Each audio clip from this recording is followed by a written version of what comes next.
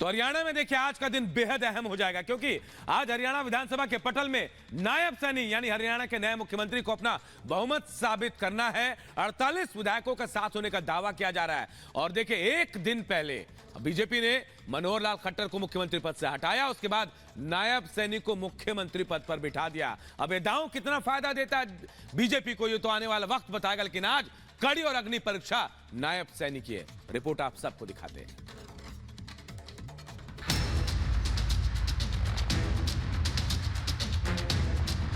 मैं नायब सिंह ईश्वर की शपथ लेता हूं।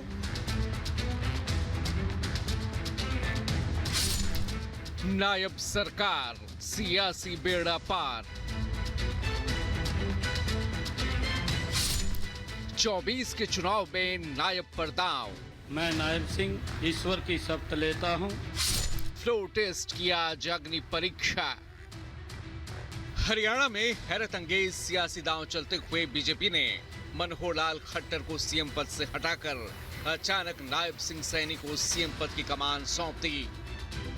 हरियाणा की राजनीति में प्रधानमंत्री मोदी ने वही प्रयोग किया जो छत्तीसगढ़, मध्य प्रदेश और राजस्थान में किया गया था। इन तीनों ही राज्यों में बीजेपी ने मुख्यमंत्री के पद पर नए चेहरों को मौका दिया। मंगलवार को ही मनोहर लाल खट्टर ने अपनी पूरी कैबिनेट के साथ इस्तीफा दे दिया था, जिसके बाद हरियाणा में बीजेपी और जेजेपी का गठबंधन टूट गया। कल नायब सिंह सैनी ने पहले खट्टर के पांव छुए और फिर सीएम पद की शपथ ली। और आज विधानसभा में नायब सिंह सैनी सरकार को अपना बहुमत साबित करना है। 48 विधायकों के समर्थन का दावा बीजेपी कर रही है और आज विधानसभा के फ्लोर पर सरकार के बहुमत का फैसला होना तय है। जहां एक तरफ विधानसभा में नायब सरकार को विश्वास मत हासिल करना है, तो वहीं दूसरी तरफ गठबंधन टूटने के बाद जेजेपी आज हिसार में रैली कर अपना दमखम दिखाने की तैयारी में है। लेकिन यहाँ सबसे बड़ा सवाल ये है कि आखिर 4.5 साल से चल रही खट्टर सरकार ने अचानक इस्तीफा क्यों दे दिया। दरअसल हरियाणा में सियासी बदलाव की शुरुआत एक हफ्ते पहले ही हो गई थी, जब बीजेपी के केंद्रीय नेतृत्व की बैठक हुई थी। मीटिंग में एक रिपोर्ट पेश की गई जिसमें बताया गया कि हरियाणा का जाट समुदाय खट्टर से नाराज है।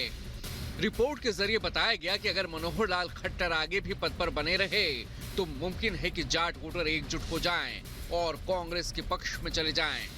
ऐसे में बीजेपी को खामियाजा उठाना पड़ सकता है। इसी रिपोर्ट के बाद से रणनीति बनना शुरू हुई और आखिर में मनोहर लाल खट्टर का इस्तीफा हो गया। दरअसल एंटी इनकम्पेंसी के खतरे से निपटने के लिए बीजेपी ने ये बड़ा कदम उठाया है, क्योंकि हरियाणा में सबसे ज्यादा आबादी जाट समुदाय की है। माना जाता है कि जाट समुदाय का वोट कांग्रेस, जेजेपी और आईएनएलडी के बीच बढ़ जाता है और उसे ही साधने के लिए नायब सिंह सैनी को कमान सौंपी गई है, क्योंकि लोकसभा चुनाव के तुरंत बाद ही हरियाणा में इसी साल विधानसभा चुनाव भी होने हैं। 48 विधायकों का समर्थन पत्र आदरणीय राज्यपाल जी, महामहिम राज्यपाल जी को दिया गया है और कल विश्वास प्रस्ताव भी है, उसको प्राप्त करेंगे विधानसभा के। 24 के चुनाव से पहले हरियाणा में बीजेपी ने नायब सरकार पर बड़ा दांव खेला है। नायब सिंह सैनी अब हरियाणा के सीएम भी हैं और बीजेपी के प्रदेश अध्यक्ष भी। नायब सिंह सैनी ओबीसी के बड़े नेता हैं। ओम प्रकाश धनखड़ को हटाकर सैनी को हरियाणा बीजेपी प्रदेश अध्यक्ष बनाया गया था। ये बदलाव ओबीसी समुदाय पर पकड़ मजबूत करने के लिए किया गया था। नायब पर चुनाव में बीजेपी को बड़ी जीत दिलाने की जिम्मेदारी है। फिलहाल नायब कैबिनेट में कुंवरपाल गुर्जर, मूलचंद शर्मा, रणजीत सिंह, जयप्रकाश दलाल और डॉक्टर बनवारी लाल ने भी मंत्री पद की शपथ ली है। Bureau report, Republic Bharat.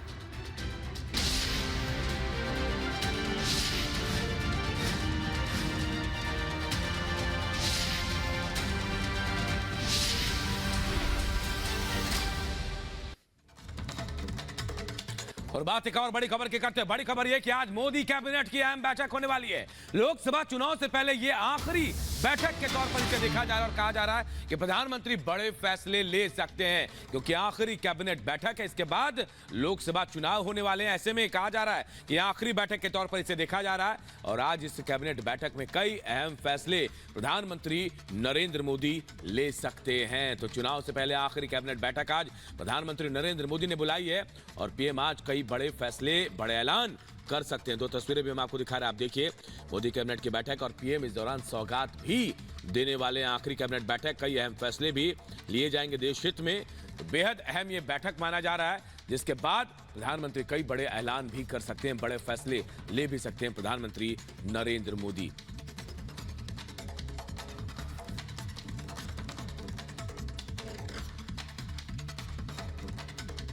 तो देखिए, लोकसभा चुनाव से पहले प्रधानमंत्री नरेंद्र मोदी आखिरी कैबिनेट बैठक कर रहे हैं और हो सकता है कि इस कैबिनेट बैठक में कई बड़े और अहम फैसले लिए जाएं और कैबिनेट बैठक के बाद यह भी कहा जा रहा है कि प्रधानमंत्री सौगात भी देंगे आम लोगों को, कई कार्यक्रमों में शामिल भी होने वाले हैं। रिपोर्ट आप सबको दिखाते हैं।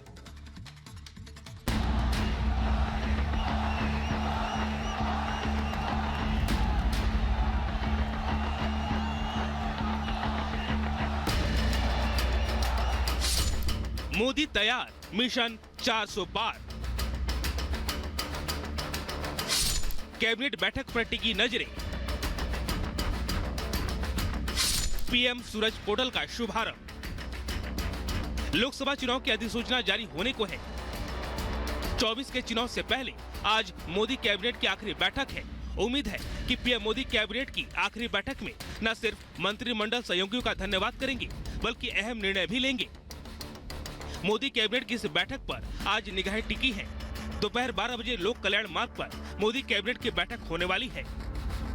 लेकिन कैबिनेट की बैठक की अध्यक्षता करने से पहले पीएम मोदी आज सुबह वीडियो कॉन्फ्रेंसिंग के जरिए इंडिया टेकेड चिप्स फॉर विकसित भारत में सम्मिलित होंगे और लगभग 1 करोड़ 25 लाख रुपए की 3 सेमीकंडक्टर परियोजनाओं का शिलान्यास करेंगे। प्रधानमंत्री मोदी की परिकल्पना भारत को सेमीकंडक्टर की डिजाइन, विनिर्माण और प्रौद्योगिक विकास के लिए एक वैश्विक केंद्र के रूप में स्थापित करने की है ताकि देश के युवाओं के लिए रोजगार के अवसरों को बढ़ावा मिले। गुजरात के DSIR धोलेरा में सेमीकंडक्टर फैब्रिकेशन सुविधा निर्माण, जिसमें 91,000 करोड़ रुपए का निवेश होगा। गुजरात के साड़ंद में outsource semiconductor assembly and test, निवेश 7500 करोड़। इसके अलावा असम के मोरीगांव में outsource semiconductor assembly and test, निवेश 27,000 करोड़। सुविधा की आधारशिला रखेंगी पीएम। धोलेरा में टाटा इलेक्ट्रॉनिक्स प्राइवेट लिमिटेड देश के पहले वाणिज्य सेमीकंडक्टर फैब में 91,000 करोड़ का निवेश करेगी, तो वहीं असम के मोरीगांव में 27,000 करोड़ के निवेश की तैयारी है। ये इकाइयां सेमीकंडक्टर उद्योग में हजारों युवाओं को रोजगार प्रदान करेंगी, साथ ही इलेक्ट्रॉनिक्स, दूरसंचार आदि जैसे संबंधित क्षेत्रों में रोजगार सृजन को बढ़ावा देंगी। कार्यक्रम में सेमीकंडक्टर उद्योग के दिग्गजों के साथ साथ कॉलेजों के हजारों छात्र सहित युवाओं की भारी भागीदारी होगी। पीएम सूरज पोर्टल का शुभारंभ। इसके बाद शाम 4 बजे पीएम मोदी वीडियो कॉन्फ्रेंसिंग के जरिए पोर्टल का शुभारंभ करेंगे और वंचित वर्गों के 1 लाख उद्यमियों के लिए ऋण सहायता स्वीकृत करेंगे। वंचित वर्गों को ऋण सहायता के लिए पीएम सूरज राष्ट्रीय पोर्टल वंचितों को प्राथमिकता देने की प्रधानमंत्री की प्रतिबद्धता का प्रतीक है। ये एक परिवर्तनकारी पहल है जिसका उद्देश्य समाज के सबसे वंचित वर्गों का उत्थान करना है। देश भर में पात्र व्यक्तियों को बैंकों, गैर बैंकिंग वित्तीय कंपनियों, सूक्ष्म वित्त संस्थानों और अन्य संगठनों के माध्यम से ऋण सहायता प्रदान की जाएगी। कार्यक्रम में वंचित समूह के लगभग 3 लाख लाभार्थी भाग लेंगे, जो देश भर के 500 से अधिक जिलों से कार्यक्रम में सम्मिलित होंगे। Bureau report, Republic Bharat.